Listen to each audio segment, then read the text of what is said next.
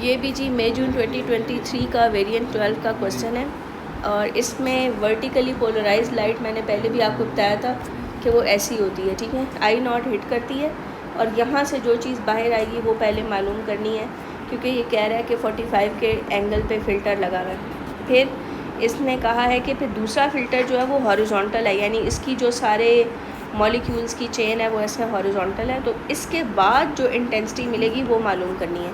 तो पहले ये तो कर लूँ पता, ठीक है। तो वो मेलस लॉ लगा लिया मैंने, I is equal to I naught cos square angle बेटे कौन सा बनेगा आपका फ़िल्टर का 45 बना रहे हैं किसके साथ, इंसिडेंट के साथ, ठीक है। इंसिडेंट वर्टिकल है ना, तो वर्टिकल के साथ 45 होगा।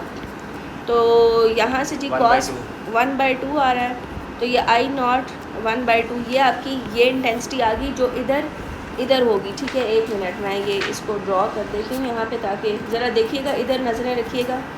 ये है आई नॉट इंटू 1/2, यानी आई नॉट बाई 2 इसको हिट करती है, किसको भला, इस वाली को। आई नॉट बाई 2 आके इस पे इंसिडेंट हुई है, और वो याद रखिएगा कि वो किस एंगल पे है, ऐसे वो टेढ़ी है, यानी ये वाली जो इंटेंसिटी है वो 45 के एंगल पे है।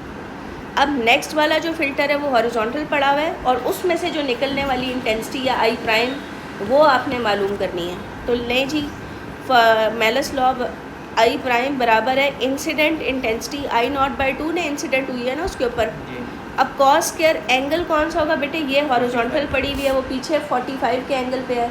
तो इन दोनों के दरमियान, यानी इसके और इसके दरमियान क्या एंगल बन रहा है, वंस अगेन 45 ही बन रहा है। तो उसकी वजह से भी 1/2 आ गया।